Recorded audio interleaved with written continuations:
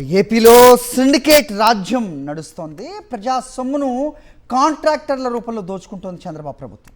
రాజధాని టెండర్లలో సన్నిహితులైన కాంట్రాక్టర్లతో ప్రభుత్వ పెద్దలు కుమ్మక్కై ఖజానాకు గండి కొడుతున్నారనేది స్పష్టంగా అర్థమవుతోంది.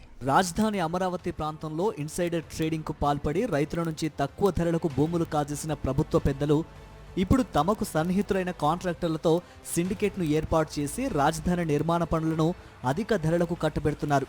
మొన్న 10,696.79 కోట్ల వ్యయంతో 37 ప్యాకేజీల కింద రాజధాని ముంపు నివారణ, రహదారుల నిర్మాణంలో మిగిలిన పనులకు అమరావతి డెవలప్మెంట్ కార్పొరేషన్ లిమిటెడ్ నిర్వహించిన టెండర్లలో సిండికేట్ బాగోతం బట్టబయలైంది. నేడు 16,463.83 కోట్ల వ్యయంతో 22 ప్యాకేజీల కింద భూ సమీకరణ ద్వారా భూములిచ్చిన రైతులకు ప్లాట్లు ఇచ్చేందుకు లేఅవుట్ల అభివృద్ధి, ఎమ్మెల్యేలు ఎమ్మెల్సీల క్వార్టర్స్, మంత్రులు, జడ్జీలు, ఐఏఎస్ అధికారులకు బంగ్లాల నిర్మాణ పనులకు సిఆర్డీఏ ఖరారు చేసిన టెండర్లలోనూ ప్రభుత్వ పెద్దల లాలూచి బాగోతం మరోసారి బట్టబయలైంది. ఐడీసీఎల్, సిఆర్డీఏ రెండు కలిసి 27,160.62 కోట్ల కాంట్రాక్టు విలువతో 59 ప్యాకేజీల కింద పనులకు టెండర్లు పిలిచాయి.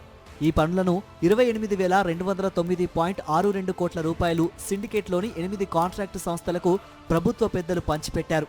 కాంట్రాక్టు విలువ కంటే సగటున 3.94 నుంచి 4.34% అధిక ధరలకు కట్టబెట్టడం ద్వారా ఖజానాపై 1,049 కోట్ల రూపాయల భారం మోపారు.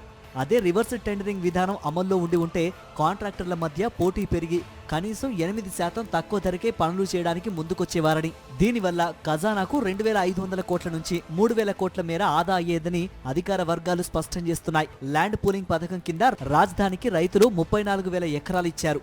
ఆ పథకం కింద రైతులకు అభివృద్ధి చేసిన ప్లాట్లు ఇవ్వాలి. అందుకు రహదారులు, విద్యుత్, తాగునీటి సౌకర్యం వంటి కనీస సదుపాయాలు కల్పించడం ద్వారా లేఅవుట్లను అభివృద్ధి చేయాలి. రాజధానికి భూ సమీకరణ కింద భూములిచ్చిన రైతులకు ప్లాట్లు ఇవ్వడానికి 17,000 ఎకరాల భూమి అవసరం. ఇందులో లేఅవుట్ల అభివృద్ధి పనులకు 18 ప్యాకేజీల కింద సిఆర్డీఏ టెండర్లు పిలిచింది. ఈ పనులన్నింటినీ కాంట్రాక్టు విలువ కంటే అధిక ధరకే సిండికేట్ కాంట్రాక్టర్లకు అప్పగించారు. 14,887.64 కోట్లకు ఆ పనులను కాంట్రాక్టర్లకు అప్పగించారు.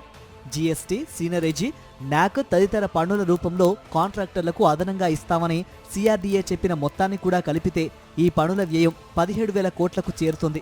అంటే ఎకరం భూమిలో లేఅవుట్ అభివృద్ధి చేయడానికి సగటున ₹1,00,00,000 చొప్పున ఖర్చు చేస్తున్నట్లు స్పష్టమవుతోంది. ఇది మరింతగా పెరిగే అవకాశం ఉందని అధికార వర్గాలే చెబుతున్నాయి.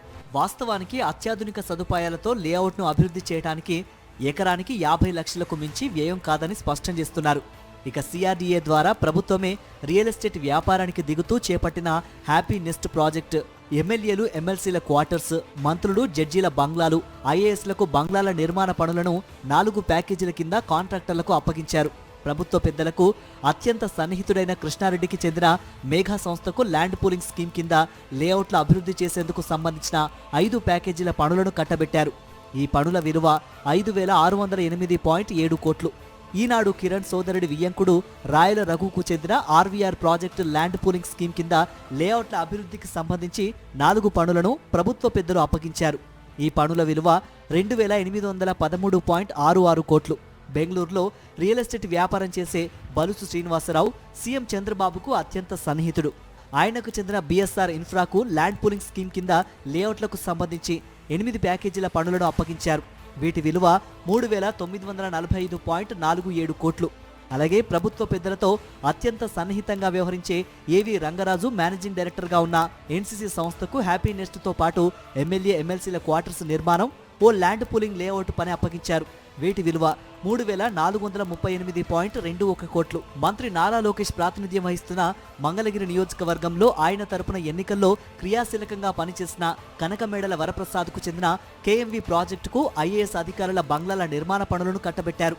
సీఎం చంద్రబాబుతో ఆది నుంచి సన్నిహితంగా వ్యవహరిస్తున్న ఎల్ఎన్టీ సంస్థకు ల్యాండ్ పూలింగ్ స్కీమ్ కింద లేఅవుట్ అభివృద్ధి చేసే ఒక ప్యాకేజీ పనిని అప్పగించారు. రాజధాని నిర్మాణ పనులకు టెండర్లు పిలవక ముందే సన్నిహిత కాంట్రాక్టు సంస్థలతో ప్రభుత్వ పెద్దలు చర్చలు జరిపారు.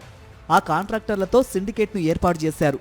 రాష్ట్రంలో 2014 నుంచి 19 మధ్య షాపూర్జీ, పల్లోంజీ కాంట్రాక్టు సంస్థ నుంచి ముఖ్య నేత తరఫున కమిషన్లు వసూలు చేసి ఆదాయపు పన్ను శాఖ అధికారులకు సాక్ష్యాధారాలతో పట్టుబడిన అధికారే ఇప్పుడు ప్రభుత్వ పెద్దల తరఫున సిండికేట్ కాంట్రాక్టర్లతో చక్రం తిప్పుతున్నారు. సిండికేట్లలోని కాంట్రాక్టర్ల ప్రతిపాదన మేరకే వారికి అధికంగా పనులు కట్టబెట్టేందుకు వీలుగా బిడ్ కెపాసిటీని 2NNB నుంచి 3ANBకి పెంచుతూ ఫిబ్రవరి 10న ప్రభుత్వ ఉత్తర్వులు జారీ చేయించారు. అంతకు ముందే సిండికేట్ కాంట్రాక్టర్లకే పనులు దక్కేలా నిబంధనలతో టెండర్లు జారీ చేయడానికి వీలుగా జ్యుడిషియల్ ప్రివ్యూ విధానాన్ని కూడా రద్దు చేశారు. కాంట్రాక్టు విలువ కంటే అధిక ధరలకు కాంట్రాక్టర్లకు పనులు కట్టబెట్టడానికి వీలుగా రివర్స్ టెండరింగ్ విధానానికి కూడా మంగళం పాడారు. తమ అక్రమాలకు అడ్డొచ్చే వ్యవస్థలు, విధానాలను అన్నింటినీ రద్దు చేశాకే రాజధాని నిర్మాణ పనులకు టెండర్లు పిలిచారు. CRDA, ADCL 59 ప్యాకేజీల కింద పనులకు పిలిచిన టెండర్లను ప్రభుత్వం ఆమోదించింది.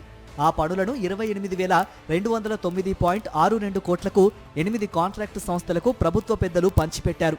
ఆ పనులను అప్పగిస్తూ CRDA, ADCL వాటితో ఒప్పందం చేసుకున్న వెంటనే కాంట్రాక్టు విలువలో 10% అంటే 2,820.96 కోట్లను ఆ సంస్థలకు మొబిలైజేషన్ అడ్వాన్స్గా ముట్టజెబుతాయి. అందులో 8% అంటే 2,256 కోట్లను ప్రభుత్వ పెద్దలు తొలి విడత కమిషన్లుగా రాబట్టుకొనున్నారు. ఇందుకోసమే గత ప్రభుత్వం రద్దు చేసిన మొబిలైజేషన్ అడ్వాన్స్ల విధానాన్ని పునరుద్ధరించారనే అభిప్రాయం బలంగా వ్యక్తమవుతోంది. సిండికేట్ కాంట్రాక్టర్ల నుంచి కమిషన్లు వసూలు చేసే బాధ్యతను గతంలో ఆదాయపు పన్ను శాఖకు చిక్కిన అధికారికే ప్రభుత్వ పెద్దలు అప్పగించినట్లు చర్చ సాగుతోంది.